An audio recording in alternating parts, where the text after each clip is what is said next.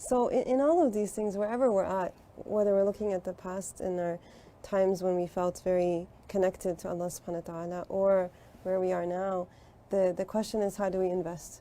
Well, how do we invest this experience with Him, rather than letting it pass us by without being able to actually take what is meant for us, the fruits that we could gain. As you said it sometimes it's you see your weakness, but it's humbling in a good way. And that's a good thing. If it's humbling in a good way, that's one of the fruits you can take from where you're at right now. Because absolutely we'll have times when we feel, it doesn't feel comfortable to be where we are. It doesn't feel joyful. It doesn't feel right. But it is part of our journey is to accept the bread of the day.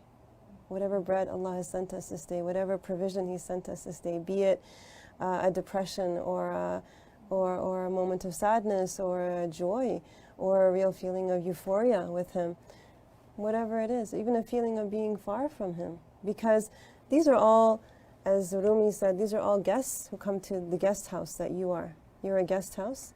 And each sadness that comes, each happiness that comes, each feeling of contentment that comes is like a guest coming in to stay for a little while. And while they're there, you have to treat them well. You have to respect them. You have to look after them. And one of my teachers says that even those things, when they go back to Allah, those states that He put you in, Allah will ask those states, how did my servant treat you?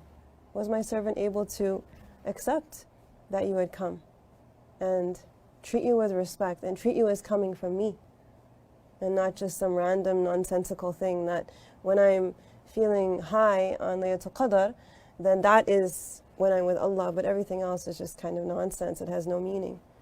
No.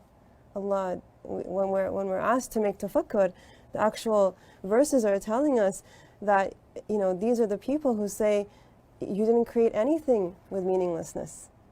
ما خلقت هذا باطلا فسبحانك. Nothing, not even the feelings I have inside, not even this depressed feeling, on a particular Saturday morning or whatever it is where I feel like, what am I doing in my life? Or whatever it is. Nothing is without purpose and meaning. And you have to be able to see what are the hidden gems. And at least if you can't see the value of that guest, at least treat that guest with respect.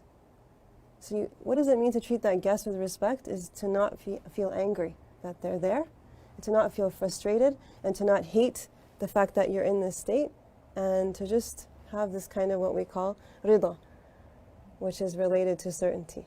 Certainty, knowing that this comes from Allah. It didn't just come from nothing.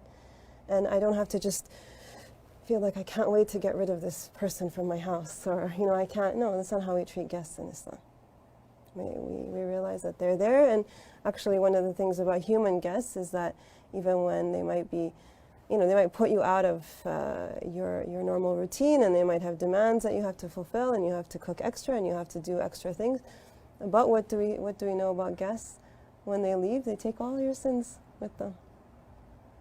And I know someone, Muna's mom actually, she once said something. I think we were having a circle like this, and we asked, what is it that you can share with us, being someone who has come, mashallah, so far on your journey? And she actually chose to talk about guests. She said, the thing that I really have hung on to is that I'm happy whenever guests come. She said, I used to feel, at a certain point, like, nervous about these guests are coming. And then I heard the hadith, or I realized that the Prophet ﷺ said that when guests come, they take away all your sins with them. So I began to feel joy when guests would come over. And I really opened my heart and my home completely to that experience. And that was her advice to us.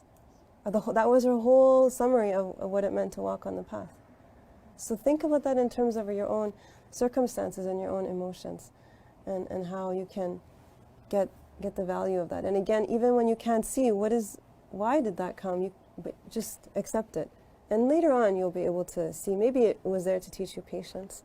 Maybe it was there to give you that humility. Maybe it was there to really throw you back to Allah, and again, use that as a way to say, Ya Allah, I'm so down right now, and I'm feeling like nothing is working out, but you're there, and I know that, you're going to take care of things.